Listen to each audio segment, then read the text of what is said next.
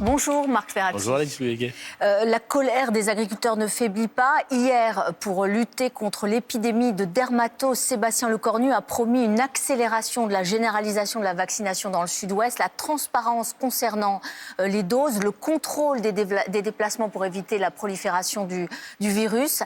Ça ne semble pas suffire. Hein. Les agriculteurs sont toujours sur des barricades dans le sud-ouest. Oui, il y a beaucoup d'émotions, il y a de la colère. Moi, je comprends et je pense qu'il faut comprendre la détresse des agriculteurs parce que abattre des cheptels, abattre des troupeaux, ça n'est pas comme se débarrasser d'une récolte de céréales. Vous savez qu'il y a un lien affectif entre les agriculteurs et leurs bêtes. Je pense que c'est à l'origine de cette émotion et de cette colère qui s'exprime. Maintenant, il faut qu'elle s'exprime sans débordement, sans violence. Ça a également été dit par le Premier ministre. Et surtout, il faut trouver des voies de passage.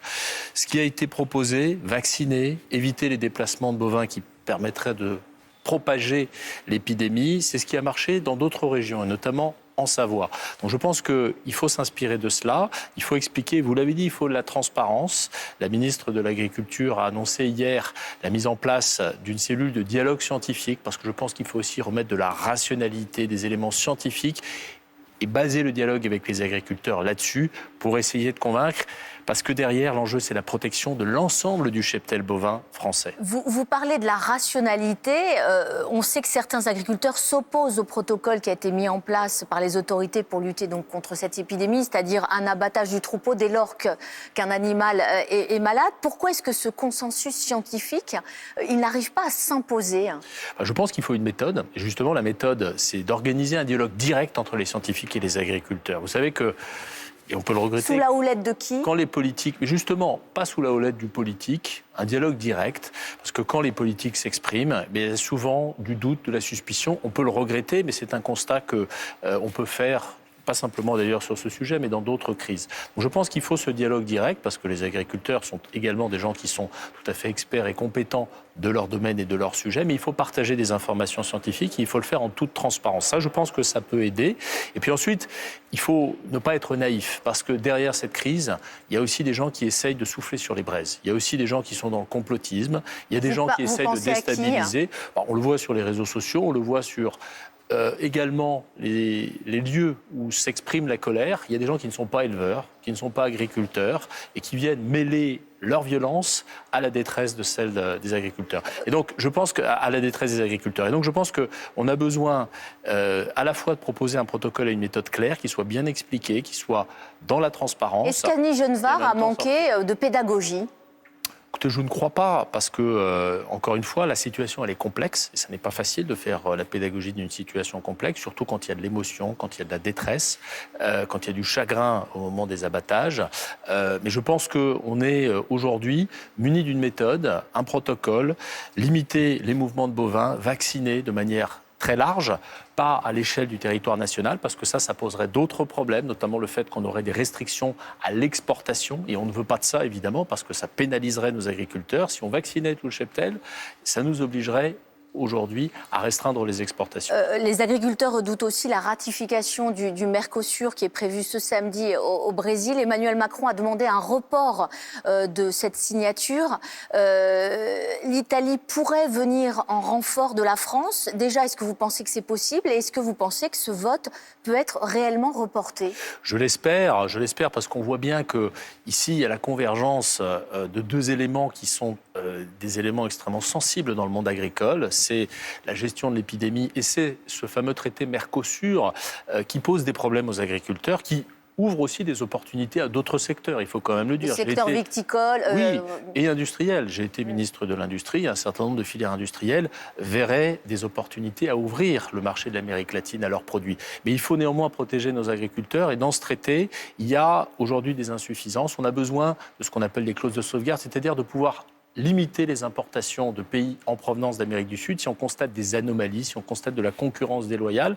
C'est là-dessus qu'il faut que le traité évolue encore. C'est la demande de la France. Et dans ce contexte, vu effectivement le déploiement de cette crise, je pense qu'il serait opportun de reporter le vote. Vous l'avez dit, il y a des efforts diplomatiques qui sont faits. Je veux saluer les efforts d'Annie Genevard, la ministre de l'Agriculture, mais aussi de Jean-Noël Barrot, le ministre des Affaires étrangères, pour essayer de trouver une voie de passage permettant le report. Sauf que la France, elle n'a toujours pas réussi à réunir sa minorité de blocage pour éviter la ratification du traité. Je rappelle ce que c'est au moins 4 États membres qui représenteraient 35% de la population européenne. Ça semble peine perdue, d'autant que l'Allemagne, l'Espagne poussent pour accélérer la ratification de ce traité. Ça veut dire qu'on ne va pas y échapper, il y aura la signature un jour du traité du Mercosur. Moi, je ne sais pas à quelle date tout ça se concrétisera et si ça se concrétisera, parce qu'encore une fois, je le dis, la position de la France, elle est très claire, elle est très ferme. Il faut que le contenu de ce traité évolue sur le volet agricole. Ça fait déjà des dizaines d'années que la France, elle freine, il y a un moment... C'est vrai, mais là, on voit bien qu'il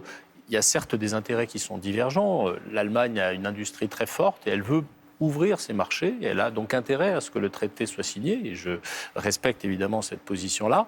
Mais nous avons également besoin de traiter à la fois cette colère, mais plus largement de donner des perspectives au monde agricole, de donner des perspectives à nos agriculteurs.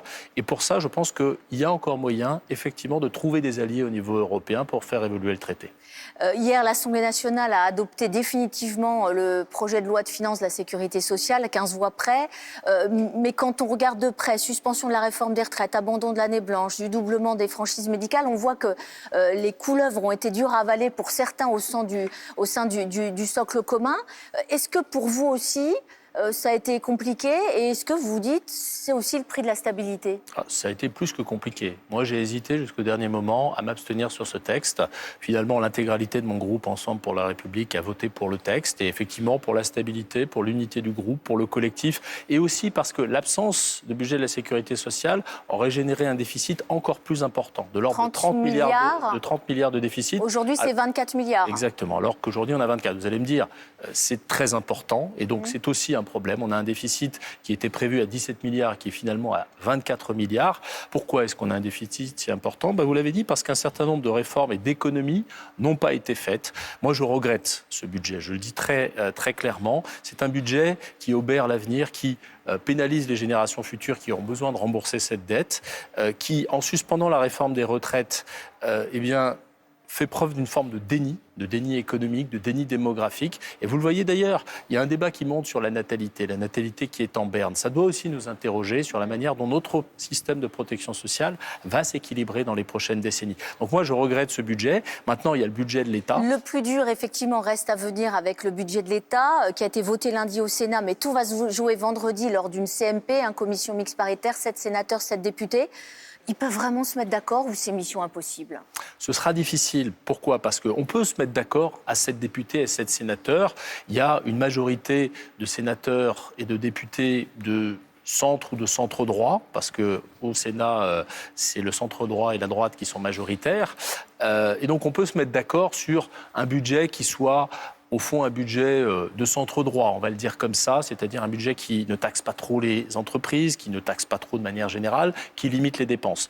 Mais ce budget, il sera très difficile de le faire adopté à l'Assemblée. Parce qu'après, il doit y avoir un vote. Les conclusions de la CMP doivent être votées par les deux assemblées. Et on le voit, la gauche à l'Assemblée nationale... Quand vous voyez justement que les socialistes semblent assez gourmands, des augmentations de l'impôt sur les sociétés, sur le revenu, sur la fortune immobilière, ils veulent 10 milliards de recettes en plus et 10 milliards d'économies en moins. Bien sûr. Ça veut dire que cette CMP...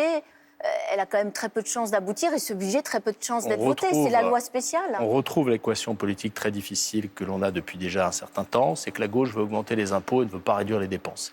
Nous souhaitons baisser les impôts et baisser les dépenses. C'est le sujet, c'est le point d'achoppement de cette discussion. Et effectivement, je pense que ça va être très compliqué de faire en sorte que ce qui sortira de la CMP soit voté à l'Assemblée nationale. Le risque d'une loi spéciale existe. Il faudra continuer à travailler, à négocier. Mais encore une fois, il ne faut pas jeter au panier tout ce qui a été fait en termes de politique pro-entreprise ces dernières années, parce que c'est ça qui a créé des emplois. Et si on abandonne tout cela, je pense que le pays sera dans une grande difficulté dans les prochaines années. Merci beaucoup, Marc Ferracci. Bonne journée à vous. Merci beaucoup, Marc Ferracci.